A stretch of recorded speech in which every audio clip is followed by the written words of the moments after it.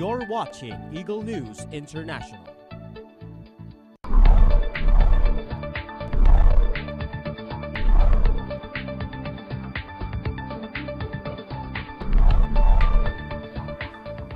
Welcome back.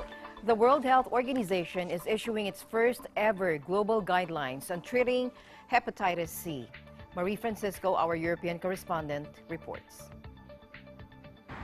The World Health Organization, WHO, has issued its first guidance for the treatment of hepatitis C. Hepatitis C is a chronic infection that affects about 130 million to 150 million people, results in 350,000 to 500,000 deaths every year. The new guidelines make 9 key recommendations. These include approaches to increase the number of people screened for hepatitis C infection, advice as how to mitigate liver damage for those who are infected, and how to select and provide appropriate treatment for chronic hepatitis C infection. Hepatitis C can be cured. There's treatments that are getting better and better. So the newest treatments cure more than 90% of people with hepatitis C. However, very few people are getting those treatments for a number of reasons. For that reason, WHO felt it important now to issue guidance that would provide clear recommendations to decision makers and to healthcare workers, primarily in low and middle income countries, to help them in planning how to scale up treatment services and how to deliver those services. Victor explained that the WHO recommendations are based on a thorough review of the best and latest scientific evidence. These WHO guidelines have recommendations on screening, how to diagnose patients with hepatitis C, on care, how to keep them healthy as long as possible, and on treatment, which treatments are the most appropriate for different people. In addition, though, it's important to remember that prevention is a key element that we're also promoting and are also in the guidelines.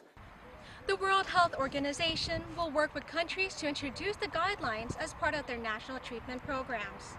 The WHO will help make the new treatments available as it explores different avenues to make them more affordable for the public.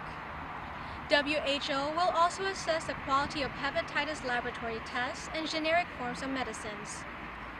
Science is one thing, and these guidelines are based on the soundest evidence we have, but that's not enough. We have to turn these into action, and we will be working with country teams to adapt the guidelines so they become part of national treatment programs, but also at headquarters working to assure that we have the tools that we need to make these programs real, that the laboratory tests are available, are of high quality, and that the drugs are as affordable as possible.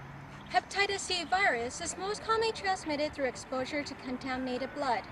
Those at risk are people undergoing medical procedures and therapeutic injections where there is poor infection control. Also at risk are those exposed to contaminated injecting and skin-piercing equipment, like injecting drug use, tattooing, and body piercing. Reporting from the Netherlands, I'm Marie Francisco for Eagle News Service.